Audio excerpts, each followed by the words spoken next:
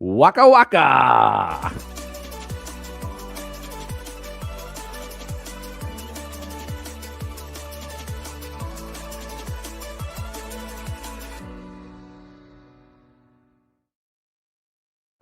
Hello and welcome to the Gooner Talk, back again with you guys and girls for another episode of what is indeed the Arsenal Raw Reaction Show, joining you the morning after, the evening before, that sent Arsenal to Wembley into the League Cup final for the first time in many years, and the first time that Arsenal could win the competition since the early 90s, as they will face either of Manchester City or Newcastle United, most likely the former, in next month's clash at Wembley Stadium. Good morning, good afternoon, good evening to all of you joining us live in the chat box. Thank you so much as always for doing so. I hope you're doing good. Hope you're doing well. Hope you had an excellent Tuesday. I know I did.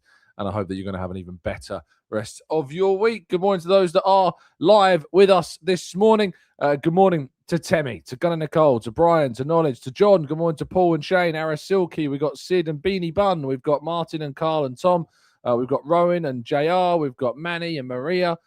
Shari in the chat box this morning. Runs with Cal's Cold Fire. Julian. We've got Darren and Rich and Paul. Good morning to you all. Thank you so much as always for tuning in. Greatly appreciate your time. If you could drop a like on the video, subscribe to the channel if you're new around here with those notifications turned on so you never miss a show. I would love indeed for you all to stick around. We do these shows every single morning at 8 a.m. We're back with you tomorrow morning and the day after that and the day after that and the day after that and the day after that. And guess what? The day after that as well. So make sure you continue to subscribe, turn those notifications on, and you'll never, ever miss a show. But you don't even need those notifications turned on because you know exactly what time the show is going to be. Thank you to Joe. Or Joel, or Joel, or Joe L, who says, "Morning, Tom. A lovely day, don't you think?" Absolutely. He's been a member now for 7 months on the channel. Thank you for your kind, continued support with us. But yes, taking the job to another level. And I think that's exactly what Arsenal did. Arsenal took this defensive job, this tactical genius, to another level in knockout football. Knockout football, it's not the same as league football. Two-legged affairs. Arsenal are going to play plenty of those in the Champions League once again this season, and showing that they can master and take on the plan, take out the strategy, and take on their opponents was always going to be the biggest question. They should have won this game in the first leg. I don't think there could be much debate about that. Arsenal were by far the better team at Stamford Bridge. They should have won that game by more, and only because of two random Garnacho goals were Chelsea even in this tie. Arsenal should have come away with at least a 4-1 victory and instead gave themselves some work to do. And Chelsea came with a plan, and that plan was, in a two-legged affair in a semi-final in which you're trailing, to try and not score a goal. And they succeeded in their plan. Unfortunately, it was just the wrong plan, because it turns out you actually need to try and score a goal if you do want to reach the final of a competition. And Arsenal managed to do that. Arsenal had the big chances in the game, despite the fact, of course, they had less of the ball for most of it. And indeed, Kai Havertz at the end scoring a brilliant final moment fixture goal to send the Emirates into absolute anarchy. And it was glorious. It was great. And we enjoyed every second of it. We're going to talk about this game and more, of course, throughout it. We're going to get to your questions and your thoughts in part 2, so stick around for that. The lineup was, I think, as expected. The only real surprise from Arteta was the absence of Martin Ødegaard entirely. We'll come on to his absence and how long he's going to be out for, if at all, a little bit later on. But yes, he was out. Kepa started. Timber, Saliba, Gabriel, and Capia, the back four. I thought Calafiori might have a chance of playing, but he was completely rested. I guess he might come back into the team at the weekend against Sunderland. Declan Rice, Mendy, and Eze in midfield. Ødegaard being out meant Eze was the obvious candidate to come in and replace him in the number 10 role. Madueke, Martinelli, and Gyökeres the front three. Martinelli playing that left side role. Madueke playing on the right. And, you know, again, not the best performance from our forward players overall. You know, they created some chances, but overall it was a solid, industrious and physical display from the rest of the team, which helped see Arsenal through to create the chance at the end for Kai. And Rosenior got it all wrong. From the moment he stepped on the pitch to arguing with Arsenal players for being in their own half. Now, if you want to know what goes on here, he was complaining that Arsenal's players or coaches were in Chelsea's half. If you've ever been to an Arsenal game, you'll know that Arsenal do this at absolutely every single game they go to. They practice their long balls. They set up little quadrants in the corner of the opposition half to send the ball into the opposition half. It's not a big deal. No one's ever complained about it. Liam Rosenior just got irritated by it. And it set the tone for the evening, to be honest. He got irritated seemingly by everything.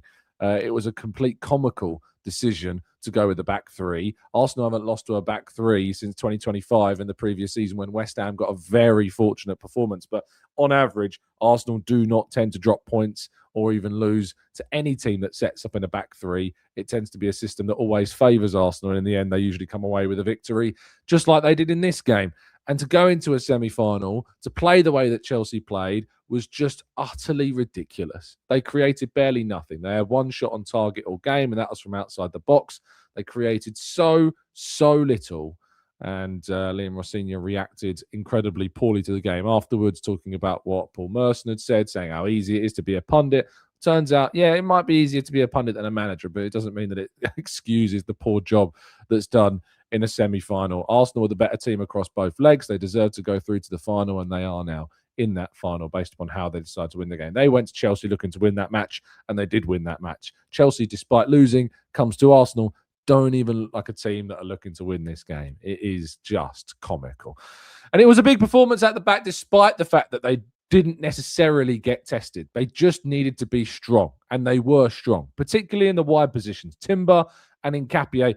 I think this was probably Nketiah's best performance in an Arsenal shirt. Really encouraging display from him. Looked solid. Didn't really get beaten too often. He reacted a little bit late on a couple of occasions, but recovered every single time really, really well. Didn't really give anybody much of a sniff at all, and was just such a powerhouse on that left-hand side. But Gabriel and Saliba, certainly, once again, another clean sheet for them. I think Arsenal and Nick from Sky was saying last night that this was indeed the first time this season that a team across, Nick Wright from Sky, I'll read you the stat in all its glory, which is that Arsenal are the first team to reach 20 clean sheets across all competitions this season, and they've done that by the start of February, which is kind of crazy, really. So very, very impressive from Arsenal. Arsenal are the first team in Europe's top 5 leagues to reach 20 clean sheets in all European competitions this season. Great statistic. And another huge performance from that side. I gave my man of the match to Saliba. I thought Saliba was absolutely titanic in this game. Just looked so confident, so composed. I played with so much conviction. So good. Really big win for those guys. I need to talk about this penalty decision. I know we've won the game, and I don't really want to be going over refereeing decisions, but my word, this has got to be one of the worst calls I think I've seen from an official. And do you know why it's one of the worst calls? Because I think that they are utterly, entirely naive and ignorant to what actually happens in this tackle. There's no doubt that Chalobah wins the ball in the first action of this tackle. Slides in, wins the ball, no problem. Martinelli's probably going to go down. He might not. He looks like he actually might recover and get up to get the ball. The reason why this is a penalty is because of what happens with his left foot. After the slide goes in, it just looks like Martinelli is sliding up or recovering up to stand and get that ball. And then all of a sudden, Chalobah's left leg seems to rise and trip the Brazilian in the box. It was a horrendous call by VAR, who described it as natural contact or natural movement. I mean, we haven't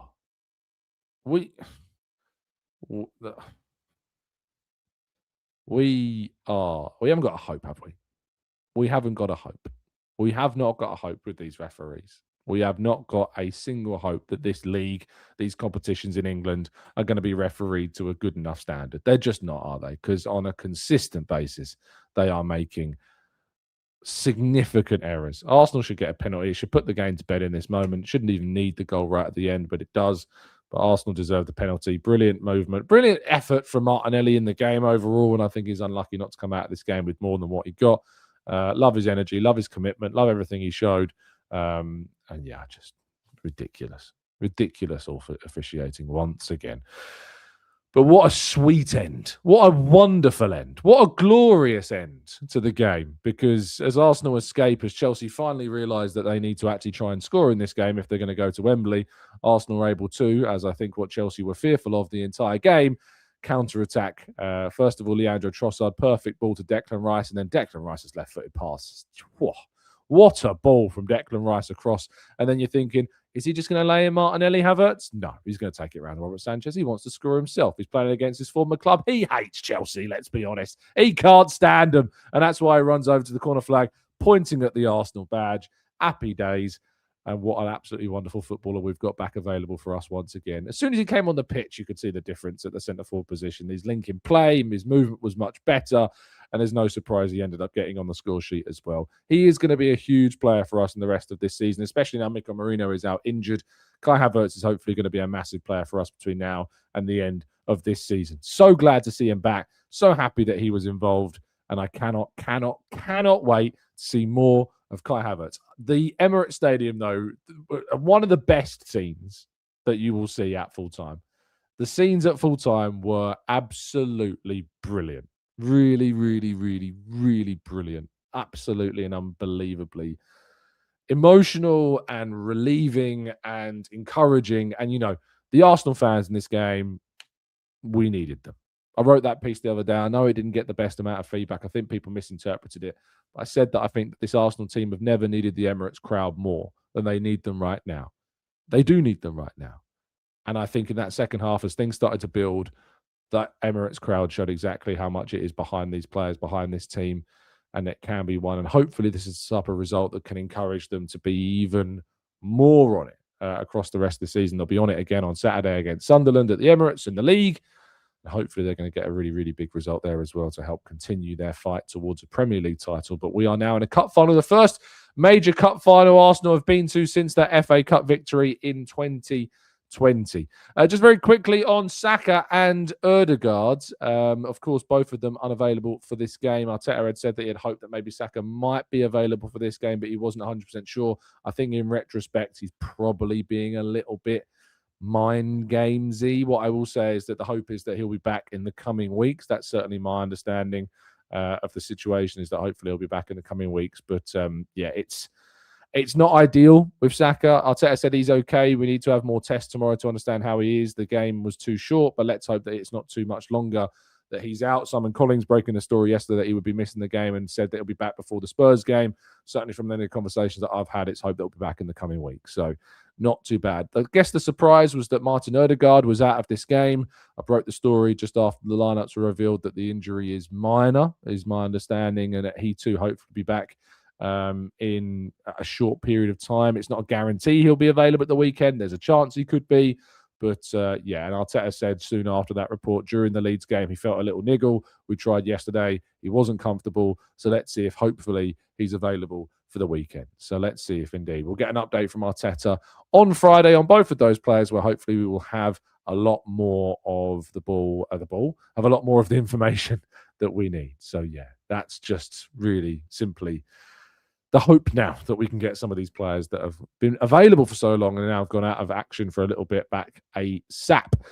But yeah, Arsenal are heading back to Wembley. Mikel Arteta got this. Indeed, it was frustrating, I think, for many. I think Arsenal, or many fans maybe would have liked to see Arsenal go for it a bit more, but it was a tactical affair. We rotated in this game. We were without some key players, and ultimately Arsenal put on a very professional performance and really gave encouragement, I think, to the way in which we can deal with knockout football and double-legged affairs. And we've got to deal with that, of course, in the Champions League in these knockout rounds. We're going to be playing either Atalanta or Leverkusen or Dortmund or Olympiacos in the last 16 of the Champions League. Again, this is really, really important experience for Arsenal in these types of games to show that if you can get a victory away from home, that you can obviously take that and be astute and resolute and determined in the way in which you hold that result. And you may need to do that, and Arsenal may need to do that in that competition, as they may need to do it in certain games over the course of this season in the league if they've got a lead as well, managing games. They manage this game.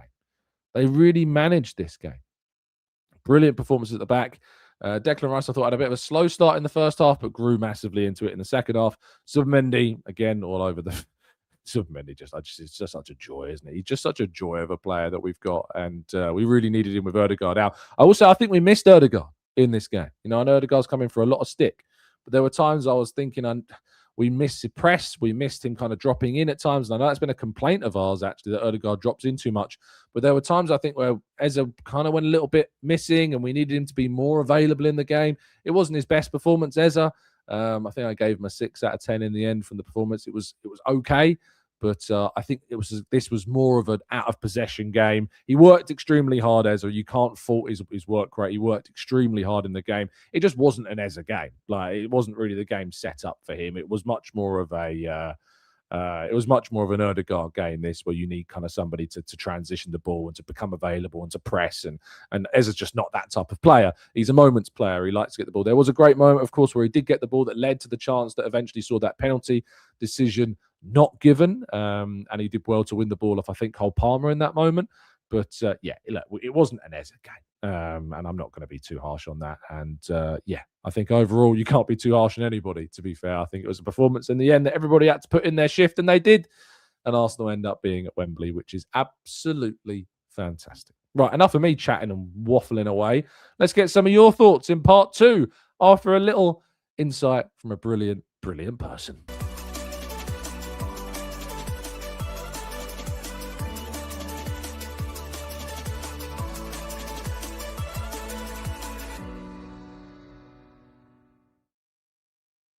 Now, as you know, we here at the channel are massive, massive supporters of the Gooners versus Cancer charity fund, of course, headed up by our good friend Mike Feinberg. And today is the day of his World Cancer Day walk, where he and several others in a group are doing 10 stadiums, 50 miles, 24 hours today in trying to raise money for Gooners v Cancer. So let's get an update, shall we? Stop 2 of 9. It's only on the pitch at Fulham. 6 miles in, 44 to go, 2 hours down, 15 to go. Everything going well so far. We've got a group of 10 raising money for Gooners versus Cancer for We Can Kick It. Go to goonersvcancer.com. Follow Gooners v Cancer on Twitter, X, whatever you want to call it, Instagram, Facebook. Learn how you can donate. You can support us. You can win some incredible prizes. And we appreciate your support. Thank you to Tom. Thank you to the TGT family. Thank you to Fulham for the pitch access. And come on, you Gooners. So that was live, well, nearly live. It was about 15 minutes ago. Update from Mike from the Craven Cottage.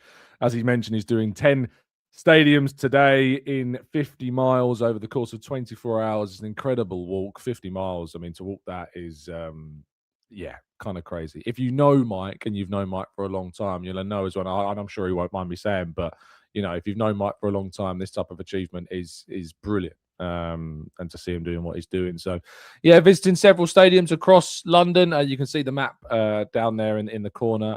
Sorry, it's not the best focus, but you can see the map down there, you know, from Brentford to the likes of Fulham and Chelsea, and then down to Crystal Palace, Millwall, Charlton, West Ham, up to Spurs, and then finishing the walk, of course, at the Emirates Stadium. They expect to finish that walk quite late tonight.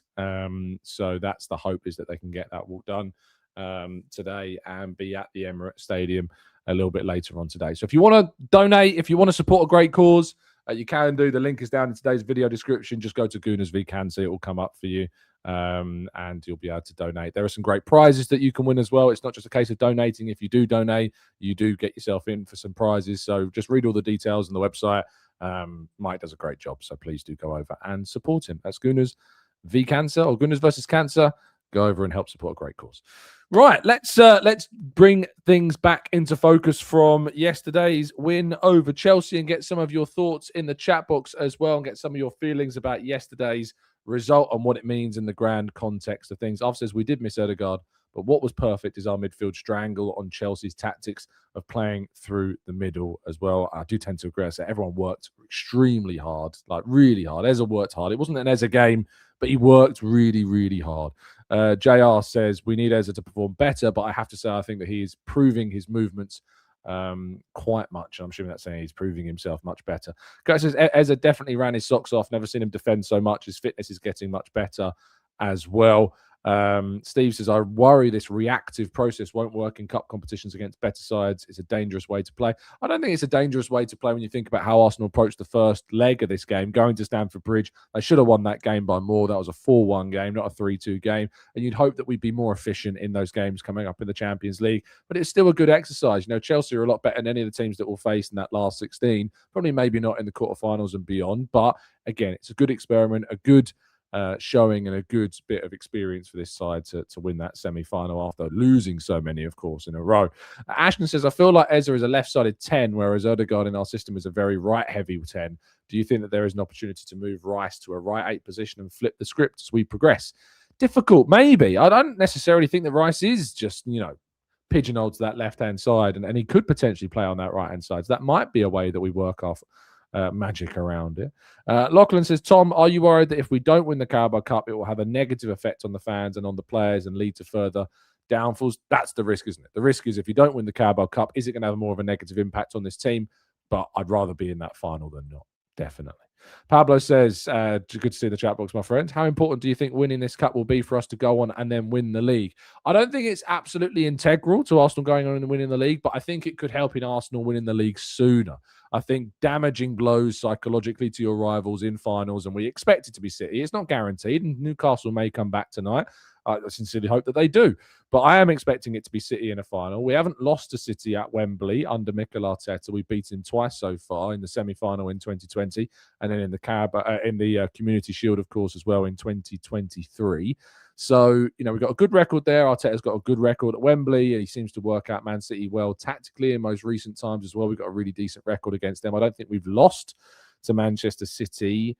I mean, when was the last time Arsenal lost to Man City? Was it like 2023-4 as well? Or was it? No, I think it was 2022-3.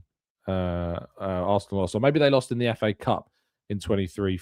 So I'm going to quick look. City's last win over Arsenal was April 2023. Yeah, they've lost 3 and drawn 3 in their last 6 meetings between the two sides. So Arsenal have unbeaten in their last 6 games against Man City. So hopefully that stands Arsenal in good stead. I would say that Arsenal haven't been that great against the big teams, though, this season in the league. So there is that, I guess, on top of it.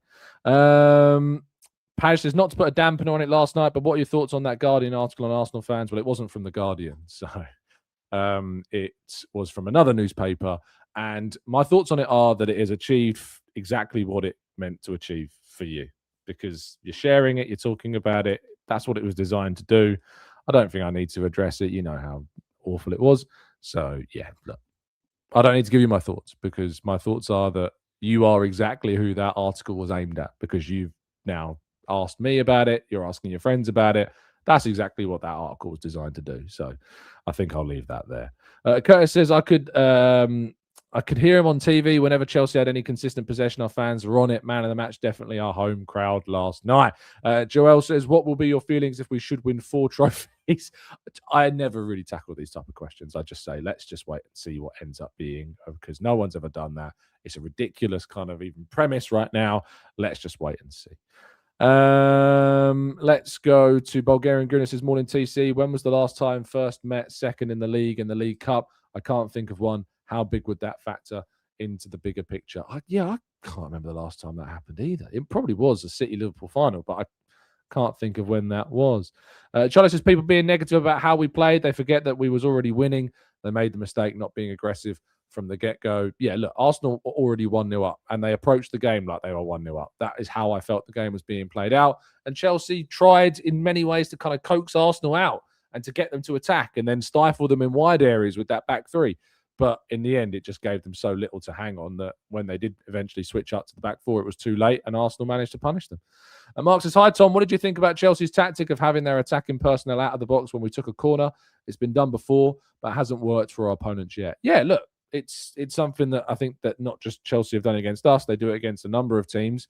They try and it kind of surprises you the first time, and then you just designate players to get up the pitch depending on how many players move up. It's just, yeah, look, nothing's really seemed to work against Arsenal and stopping them from set pieces. We didn't score one yesterday, which I'm fine about because we won the game.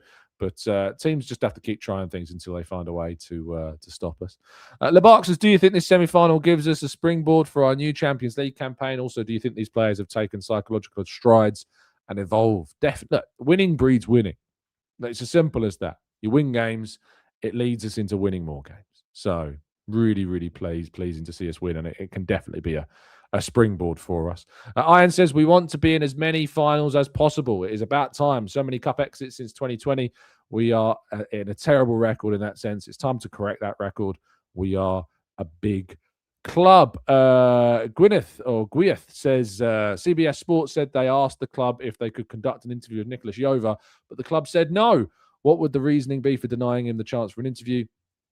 He's not, the coaches aren't there to do interviews. If you do interviews with any members of the club, you do it with the manager, you do it with the players. You can put requests in, they get denied. I find it a little bit surprising that they even said that they had the request denied. That's not really what happens when you have an interview request denied. It just happens. Yeah, requests for interviews get denied all the time. They're not stories. So, but he's not, if he doesn't want to talk, he doesn't have to talk. He's not a player. He's not a manager. He's not contractually obliged to do such things. His job is behind the scenes, so he stays behind the scenes. Roland says, I agree about the pen. It was definitely one of the first challenges, was good, and he just got unlucky and knocked it into Martinelli's path and then took him out. Yeah, it was definitely a penalty, 100%. Owen says, would you stick with Kepa in the final? I like him, but he does make me a little nervous in certain situations. No, I would play David Raya in the final. I'm not being sentimental about it. It's harsh on Kepa 100%, but I'd play David Raya in the final. I would play David Raya in the final. Be ruthless. Make the big calls. I think there are performances that Kepa has had. Kepa had a good performance, but he's had some really shaky ones. I do not want to risk anything. I'd play the strongest team possible in the final, and that means playing David Raya. That's what I would personally do. Call me harsh. Call me a lacking sentimentality for sure, 100%. But I'm ruthless. I'd play David Raya in the final. Samip says, I will criticise the team when we play badly, but I'll always be behind the boys. And yesterday was the perfect game plan. And who would you rather face in the final, City or Newcastle? Newcastle, definitely. Richard says, Tom, what do you make of Nkapie's performance? He was my man of the match. He was a close second to Saliba, I think, for me. He probably had his best game in an Arsenal shirt. Really, really good. Unlucky not to score himself. And Gabriel a bit unlucky not to control the ball better for the follow-up as well. Tom says, is this game proof that it would be better for all involved to only have semi-finals over one single game, ideally on a neutral ground in between the clubs? It was so boring, not even for the neutrals. I mean, I don't necessarily think that this is going to be a game that we need one-legged semi-finals because of how it was played. I think we just need to know that we need the semi-final to be a one-legged affair, probably at Wembley, or another neutral ground. It's ridiculous that it is what it is at this stage of the season. Charlie says, am I the only one who thinks these Twitter trolls and rage baiters are getting worse? Clearly need to get a job or a life. Shame nothing can be done about these keyboard kids. Yeah, look, you just got to ignore it, mate. Or, as I've started to do a little bit more, lean into it a little bit. Sometimes I think, we just need to own our reality, own our reputation, own our feelings, own our anger, own our frustration, and just turn to do one, really. Flip them the V and move on. John says, now I think Arteta would play who is best. Raya needs the final experience. Kepa already has that. Sam says, Tom, silly and minor question, but did you notice that the penalty boxes at the Emirates were looking pretty worn out with very little grass? Is this normal or is it a bit of a worry? It's normal by this stage of the season. I did notice it, but yeah, it's pretty normal by this stage of the season. I don't know if they'll returf it at any point, but I guess it's also like, I guess it creates a bit of chaos. There's less footing, from set pieces. There's less, players aren't getting the footing that they normally would. So maybe it's a little bit of an advantage in some ways and a disadvantage as well. It balances out. Let's go to Derek, who says, TC morning, big one takeaway was Madueke nailing Cucurella. Absolutely loved it. And Chelsea's manager didn't read the script. Arrogant beyond belief. There is a little bit of kind of lack of accountability. I've accused Arteta of that as well in the past, but there was a real lack of accountability from Liam Rosenior after the game. Damien says they were scared. They were cowards in this game. The Buck says, how good was Nkapie? His dogged approach to games is going to be so vital to us to close out the season. Absolutely agree with you. Really need to see some improvement in his performances. He's had an okay first half of the season, but, definitely. Ruben says, on and Sky, apparently on ITV as well, Chelsea were being lauded for their performance and obviously Arsenal criticised. Crazy considering Chelsea had to score and they let Arsenal control the game. Yeah, but are you really surprised? We know the reality. We know how Arsenal were talked about. We know how Arsenal were talked about differently to everybody else. That was always going to happen. It shouldn't be a surprise to anybody at this stage. Let's just go win and rub it in their faces. It's as simple as that. Go and win the tournaments.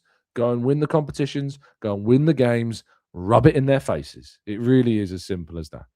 Amira says some fans were even suggesting that the women's team shouldn't play at the Emirates to preserve the quality of the pitch, as if they haven't been more successful team in recent times. Yeah, shake my head indeed. I mean, those fans can do one. Matthew says, Tom, João Pedro gave Saliba a working over. I'm surprised you thought Saliba was excellent.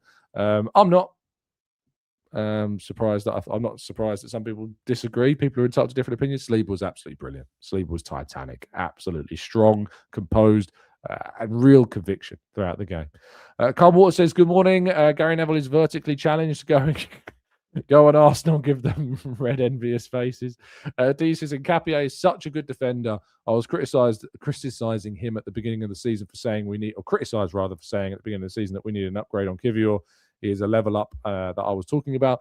I don't know if this is the gotcha moment, D, for that. Kivior was good, really, really good for us. I think he improved on things.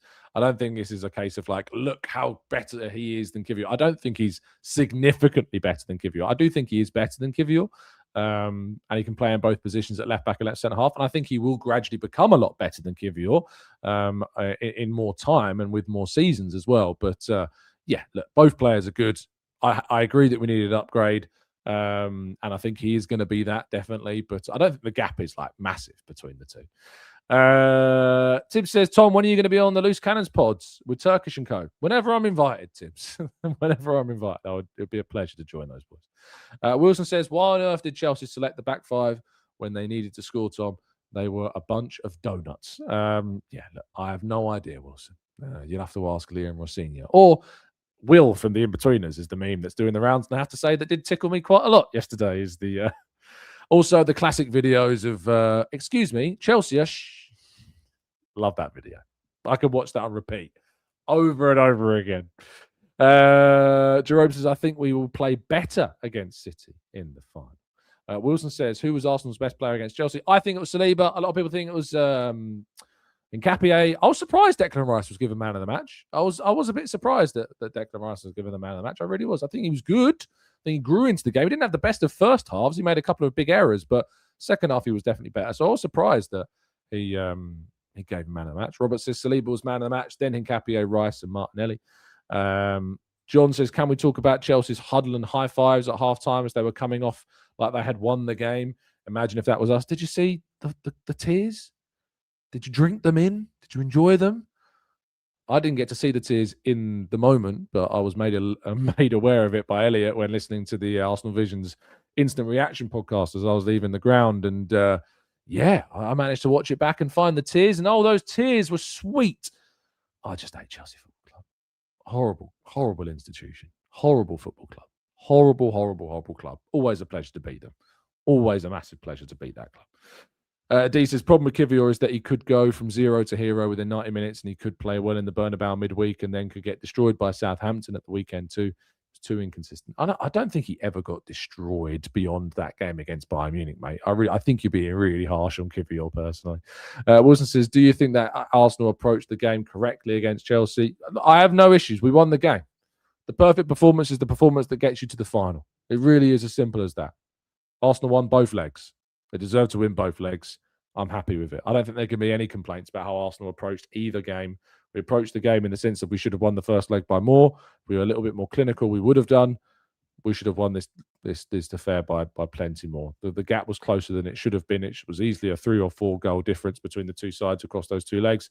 I'm fine with it. The best performance is the performance that wins and gets you to a final in a cup competition. It's different to the league. The league is a successive run of games and one game feeds another. Cup competitions are different. Just get to the final. Win the game. That's all that matters. Doesn't matter how you do it. Samuel says, am I crazy to prefer getting City in the final? I would hate it, but Phil Newcastle often seem to have our number. City could give us more attacking space, and it'd be nice to get one over them as well. I see where you're coming from. Newcastle tend to have our number at St. James's Park. They haven't had much success at the Emirates. I know they did in the League Cup last season, but actually at the Emirates, Arsenal tends to have a really good record against Newcastle mainly. And so I feel outside of St. James's Park, it still would be the better side to face. They're not in a very good place in terms of their form right now either. I would think I'd still rather play Newcastle. Ali says, Tom, there's a possibility of facing Man City 4 times between now and the end of the season, depending on the Champions League draw. How about that? Yeah, I mean, we're going to play City a lot. And I expect us to probably play them in the quarterfinals. I think it probably will be City in the quarterfinals, but it will be decided in that draw that's to come a little bit later on. Yeah, gonna be interesting. Going to be very interesting, that run of games. Sam says, only time I remember Kivior getting properly done was against Sane. Yeah, that's what I mean. That's the only time I really remember Kivior having something, to be writing home about critically is that Bayern game. Ruben says, how good with the fans shouting in extra time whilst the team were defending, chanting for the boys and really spurring them on? They're brilliant. Absolutely brilliant. And it was so good to see that response after what was a difficult game against United, obviously, as well. Telling Talk says, sorry to tune in late to the chat, but I have been sending Kai Havertz gifts to my Chelsea mates all morning to shut them up. Off to Wembley. Ashton says, I felt for a long time that the match before we get knocked out feels like a final.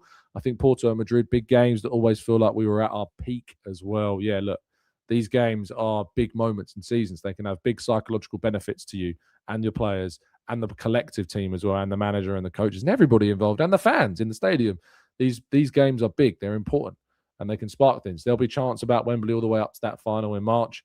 I'm really glad that it's in March, not April. And if Arsenal do win a trophy in March next month, Arsenal could be the winners of a trophy next month because they're in a final. That could be big for us and big for Arsenal's season as well.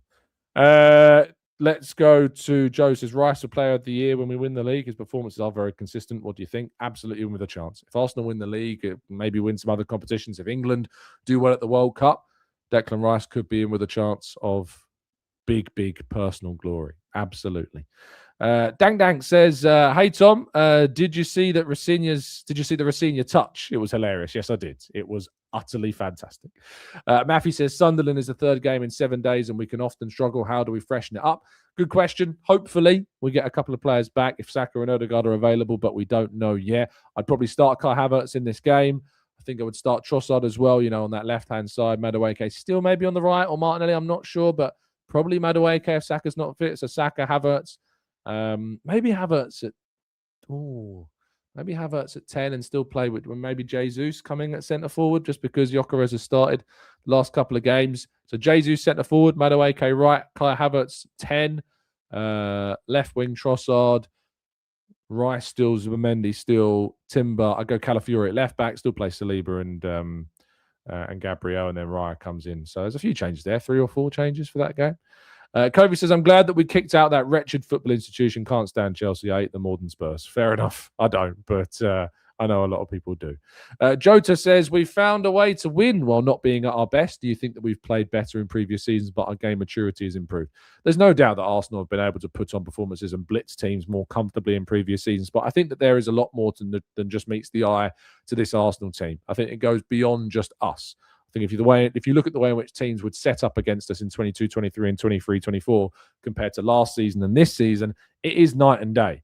I often point to you saying that Arsenal are currently playing with the highest average back line in the league, and they're playing against the lowest average back line in the league and the deepest back line in the league. And that is absolutely what we're seeing. This team can absolutely switch it on like that in big moments when the game is more open. They've put 10 goals past Atletico Madrid, Inter Milan, and Bayern Munich combined in 3 games. It shows you what this team are capable of. When Aston Villa come to the Emirates and open up a bit more, we put 4 past them. So it shows you what this team is capable of when the game state changes. But the game is different for Arsenal than it is for other teams. Teams are more defensive against us than any other team. Chelsea, losing a semi-final, came to Arsenal with a back 3. The most defensive formation you can choose. Manchester City went 1-0 up courtesy of a mistake and sat back and parked the bus for the entire game. Liverpool have never set up more differently than they have when they came to the Emirates this season. Teams set up so differently against Arsenal in every single game domestically in this English top flight division and in the Cups. They just do. One of the teams that actually gave us a go were Portsmouth, and we ended up putting 4 past them. So you can see why teams choose not to. Because if you don't set up to try and stifle and block and defend deep and just get in the way of Arsenal, you will get blitzed. It really is a case of opposition teams being utterly scared to their core of what this Arsenal team is capable of. So just when you want to jump on the bandwagon of bashing the way Arsenal play, just stop, pause, take a step back, recognise the bigger kind of narrative that's around Arsenal in a way of trying to denigrate and undermine any potential achievement that Arsenal might get this season. The reality is that Arsenal are winning despite the context that they are facing every single game. Teams are petrified of Arsenal. Absolutely petrified of facing Arsenal. We can crack them open with set pieces, and then we can absolutely blitz them like we did at Leeds. Or if you try and come and play us, we will play you off the park. We will beat you physically, we'll beat you tactically, we'll beat you in every single box, we'll beat you aerially, and we'll beat you in every single sense of quality that we can. And you need to get real lucky to get something against us. Whether that's a free kick from 35 yards, a last-minute winner after Arsenal have missed chances themselves, whether or not it's getting a lucky mistake and then holding on for dear life until Gabriel Martinelli lobs the ball over Gianluigi Donnarumma. There are very few times where this Arsenal team look like they're going to be beaten because teams are petrified of us. Absolutely, utterly petrified of us. Nathan says, surely if they push players on for our corners, we simply don't follow them back and play it short, outnumber them in their own penalty area. It's not a bad shout, but it is high risk, high reward, but the risk is probably too high. Abby says, damn, how did I miss the show? No notification. Abby, I'm going to be very honest with you. You don't need a notification. The show's at the same time every single day, mate. Every single day. It's now. This moment. Here. Every day. Set your own alarms. Show's not going to change. It's never going to change. I won't say never, but it's never going to change. Ruben says, TC, will you be working the final or going as a fan? I sincerely hope I'm going to be there. I should be there. But yeah, nothing's ever guaranteed in life, is it? So, but hopefully I'll be there. I haven't been as a fan in. I was saying this to a couple of the journos the other day. I can't remember the last time I went to a game. I genuinely cannot remember the last game I went to in the stands to an Arsenal game as a fan.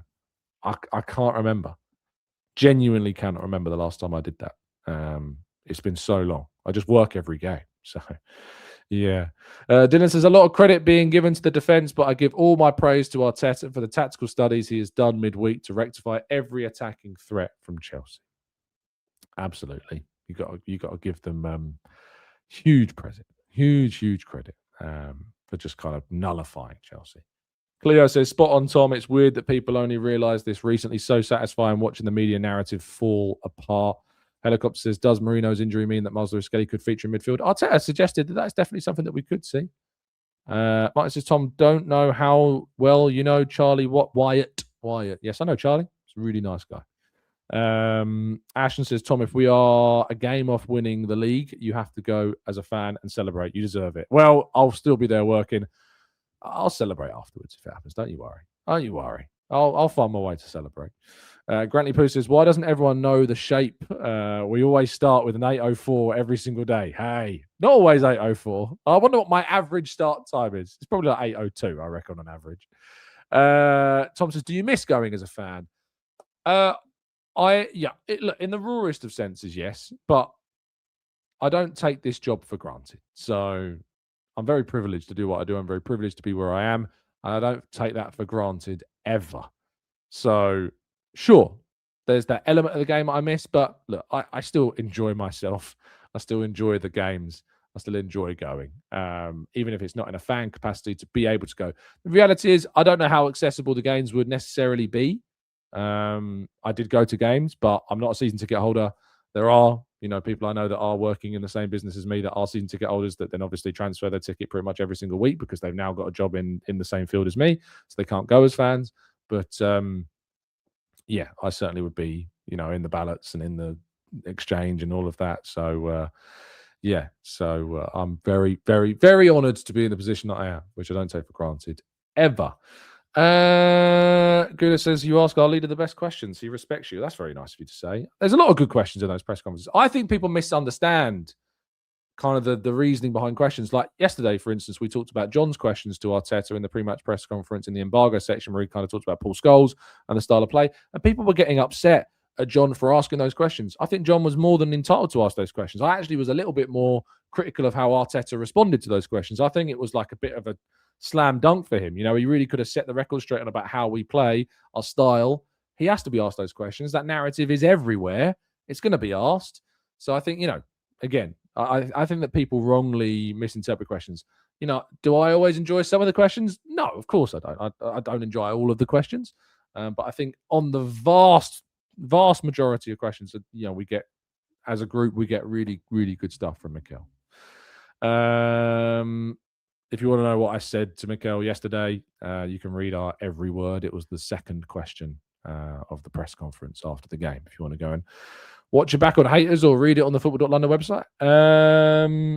Arsenal CS80 says, how many hours do you work in a day, and do journalists have set hours? So I have set shifts on a non-match day, so usually like a 9-5. But obviously sometimes that can change. I'm never really off. Even though I have shifts, like for instance, deadline day 2 days ago it was a presser at night at like 1:30, so I'd leave the house about 10, 11 o'clock, get to the training ground, do the press conference, do my work after the press conference, write up the piece for the newspaper for the morning, do the pieces for Football London because I'm working across multiple titles at the moment, as is this new structure that we've got at the company. And then in the evening, usually I would probably come home, written the predicted 11, and then finish probably about 4 or 5 o'clock. And then because it was deadline day and there was stuff going on, I was obviously calling people, I was texting people, I was speaking to people, I was breaking that story about Jaden Dixon's £500,000 signing. Whereas match days can be different. So for the Leeds game, my work day started technically through traveling at about 7:30 in the morning, and then I didn't get home till gone midnight. So that was quite a long working day because of the travel involved going to Leeds and coming back. Sometimes it can spread over 2 days. So now that we're in the League Cup final, it means that our game against Wolves will be moved to the Wednesday, I think, before the Cup final. Just having a quick look at the fixtures. Yeah, so that game against Wolves, I think, is now going to be moved to, let me find where. Is it the game against Wolves? I feel like it was the game against Wolves that was being moved, but I'm not 100% sure of when. But that game is meant to be moved for Arsenal, I think, now. But it's still coming up saying February 18th. I thought, let me see if I can find any information. Wolves reschedule Carabao Cup final.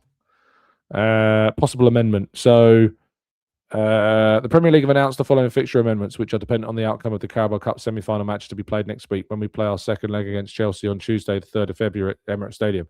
This involves our Premier League match away at Wolves, which is currently scheduled for Saturday, March 21st. This game will now be played. So if Arsenal reach the Carabao Cup final, their Premier League fixture against Wolves, currently scheduled for Saturday the 21st of March at 3 p.m, will move to Wednesday the 18th of February. So we're actually now going to Wolves much earlier. Much, much earlier. I actually thought it was March. I actually need to get this booked. I've just realised I need to book this trip now. So, yeah, that game against Wolves has been moved to Wednesday, February 18th. So likely I'll probably be staying over. So those types of games or Man United games, I tend to then have to, I will likely be staying over because I won't be able to get a train home that night. So I usually would have a day off the day after, but I'll be spending some part of my day off traveling, most likely now. Right. Any more before we wrap up? Thank you. There's over 1,000 of you tuning in this morning. Really appreciate your time. Do drop a like on the video, subscribe to the channel. If you're new, we do these shows every single day at 8 a.m. Thomas Gunner says, should we play one of our talented young players at centre mid to replace Marino? We've got Norgard, we've got Lewis Skelly, we've got Havertz who can play in the 10. We've got Eza. I think we've got a lot of players that are ahead of any youngsters coming in. Keystone says, Haaland hasn't scored for some time. Where is the narrative around him? Where's that from the wider media? Jordan says, I just want to tell you your privilege is well deserved due to your serious, level-headed and ethical punditry. Thank you. That's very nice. Wow. Goodness gracious. Putting me in a bit of a pedestal there, mate, but I appreciate it. Very kind words indeed. Martin says, Tom, Charlie's report this morning was scandalous. I'll give it a read. I'll see what he said. Charlie's a really nice bloke. People have different opinions. Just because people have different opinions to do, so it doesn't mean it says anything about who they are as a person. Charlie's a really nice guy. Lloyd says, I'm part of a 100-strong Arsenal fan club in Johannesburg, South Africa. Yesterday, we had a few Chelsea fans watch with us. I'll tell you what happened, Tom. The opposition fans are panicking that we could do anything. They couldn't do anything. Dylan says, Madueke against Wolves, at Wolves. We will be there. We will be there, my friend, 100%. Dylan says, any idea when the third kit long sleeve comes back into stock on the Arsenal website? I've been waiting since it first came out. So hard to get in Australia. I have no idea, mate. No, sorry. You have to be on it when these things come into stock. You have to get them as quick as possible because they will sell out, and they have done. Earl says, what did you think of Ez's performance? I thought it was much better. I think overall, most of us were agreeing that he worked really hard, but it wasn't really an Eze game. Like, the game wasn't really an Eze game. I think I gave him a 6 out of 10. But in terms of kind of his off the ball work, much, much better. But on the ball, didn't get on the ball enough. So, yeah, difficult. D says there will never be a narrative about Haaland. He's the league record goal scorer. Strikers go through droughts. It is normal. Thomas says Liam played simply the best during half time. Amberley says Haaland, for all his recent trouble, is still going to win the Golden Boot again at a canter, most likely. Keystone says, can we get FK on for one of your pre-recorded shows? We definitely can. I'll do my absolute best to get FK back on. He's been on a number of times. He's a big friend of the show, and make sure you're subscribed to Latte Firm if you're not already. Chris says Pep looked rattled and troubled after the Spurs game. If the manager can't keep his head, how are his teams supposed to win the league? Yeah, look, classic. Those. I'll finish the show on this point because we've been going for 50 minutes now. But tell me, like, from a personal point of view, when is somebody going to call Pep out on this net spend rubbish? Like, when he does the whole net spend thing, like we're like 7th or 8th on the list of net spenders in the last X number of years. I just want to know where they are on the list since when he arrived. That's what I want to know. Why does he always confine the time constraints, like 5 years or 7 years? In the same answer, he said 2 different time frames. He started off his answer by saying net spend over the last 7 years. He ended his answer by saying net spend over the last 5 years. When is somebody going to sit in that? And I shouldn't say this because it's like colleagues, but it's frustrating because if I was in there, I'd be like, look, Pep,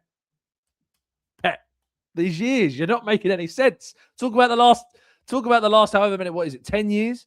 Talk about 10 or 11 or 12 years. Don't talk about this, and think about the money that's been spent since he arrived at Manchester City. Think about the team that he inherited when he arrived at Manchester City and the spending that had gone on before he even came into the club. The spending that got them Aguero and De Bruyne and David Silva, Vincent Kompany and Kolarov and Zabaleta and all these players that were already there that had won titles, that the spending that had gone on to get those players, I'm sorry, but no. Plus the whole net spend thing, there is elements to this which there are questionable because some of the sales come from these younger players that have come through their academy. They've developed, sent on loan, and then are getting paid huge fees for, which kind of still, they're not like players in that first team club, are they, that are being sold? Some like Julian Alvarez, yes. Some like Gabriel Jesus, yes. But overall, no. Someone needs to call him out on these kind of time constraints he's putting on analysis, because the reality is the bigger picture is that it's really misleading. Call him out on it, please. I beg someone, please call it out. Anyway, thank you so much as always for tuning in. I really appreciate your time. I hope you have an absolutely fantastic rest of your Wednesday. I'm sure it'll be much more enjoyable now that Arsenal have reached the cup final. For the first time in nearly 6 years, Arsenal will be playing at Wembley in a major cup final. Hopefully they can take home the silverware next month. Have an absolutely fantastic rest of your day. Enjoy yourselves. Stay safe, stay well, stay happy and respectful. And as always, up the Arsenal. And please do go to Gooners v Cancer. Down in the link in the description. Go support a fantastic cause. Mike is on his walk today. 50 miles, 10 stadiums, 24 hours around London today. If you want to go, get involved, please do. Link down in the description. Get all the details there. You could win some great prizes too. So thank you so much as always. I'll see you again soon. And as always, up the Arsenal.